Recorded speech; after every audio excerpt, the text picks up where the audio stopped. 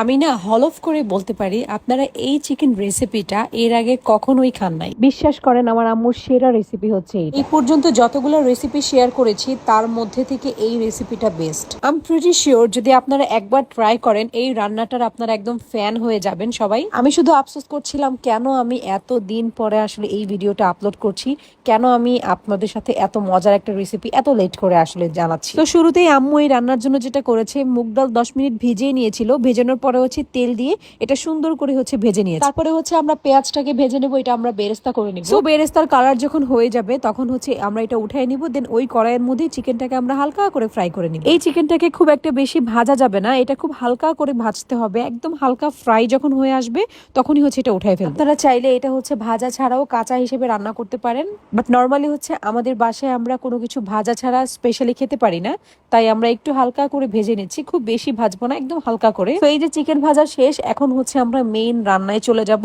পেঁয়াজ, কাঁচামরিচ, তারপর হচ্ছে তেজপাতা, দেন যা যা মশলা আছে সেগুলি দিয়ে একটু ভাজবো। আর এখানে হচ্ছে টমেটো ব্লেন্ড করে নিব। হ্যাঁ, টমেটো কিন্তু মাস্ট বি লাগবে। আর এখানে রিও একটু টুকি মরে দেখে গেল যে কি করতেছি। আর এই যে যখন হালকা একটু ব্রাউন কালার আসবে তখন আমরা টমেটোটা দিয়ে দিই। আর এই যে দেখেন ইন্ডাকশন কুকারে রান্নার এই একটা জ্বালা, যে একটা দিকে ধরলে আর একটা নড়ে যায়। তো যাই হোক, এখানে হচ্ছে চিনি এসে দেখতেছিল আমরা কি রান্না করতেছিলাম।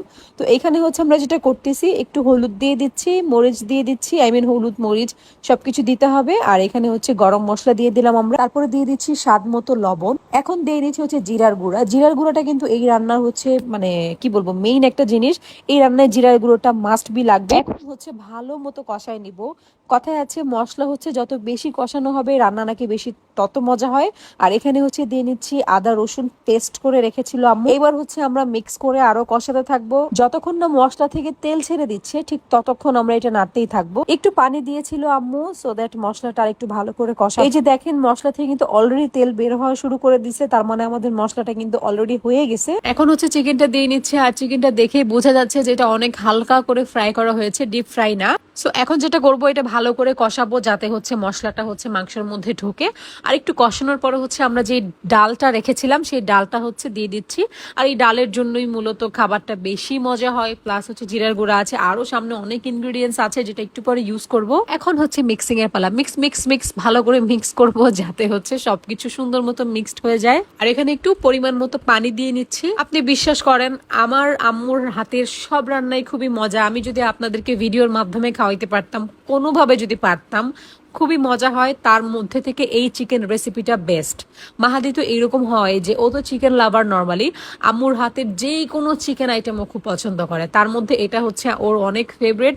তার আরেকটা আছে মটরশুঁটি দিয়ে আম্মু করে, এটা ইনশাল্লাহ আমি শীতের মধ্যেই এটা শেয়ার করবো আপনাদের সাথে, খুবই মজা হয় ওইটা। সো আম্মুর বেস্ট রেসিপিগুলোর মধ্যে আজকে যেটা শেয়ার করছি এটা একটা আছে, আরো কয়েকটা আছে যেগুলো আসলে খুবই মজা হয়। তো এখানে হচ্ছে আমরা বেরেস্তাটা উপর দিয়ে দিচ্ছি, আর দিয়ে দিচ্ছি হচ্ছে ঘিটা কিন্তু দিতেই হবে, ঘিটা স্কিপ করা যাবে না। আম্মু এই রান্নাতে যা যা ইউজ করেছে প্রত্যেকটাই দেওয়ার চেষ্টা করবেন, একটাও স্কিপ করবেন না। রান্নাটা হয়ে গিয়েছে, এখন হচ্ছে আমি মজা করে খাবো। জাস্ট আমি প্লেটের মধ্যে 2টা মাংস নিয়ে ডাল নিয়ে, মানে অনেক মজা হয়েছে এটা। একটা কথা আপনাদেরকে বলি, আমার টেস্ট বার্ড আপনাদের টেস্ট বার্ড কিন্তু এক না। সো আমার যেটা খুব মজা লাগবে আপনাদের কাছে নাও লাগতে পারে, কিন্তু আমরা ট্রাই করতে আসলে দোষ নেই। যদি কেউ ট্রাই করে থাকেন এই রেসিপিটা, অবশ্যই আমাকে কমেন্ট বক্সে জানাবেন যে এটা কেমন হয়। আল্লাহ হাফেজ সবাইকে।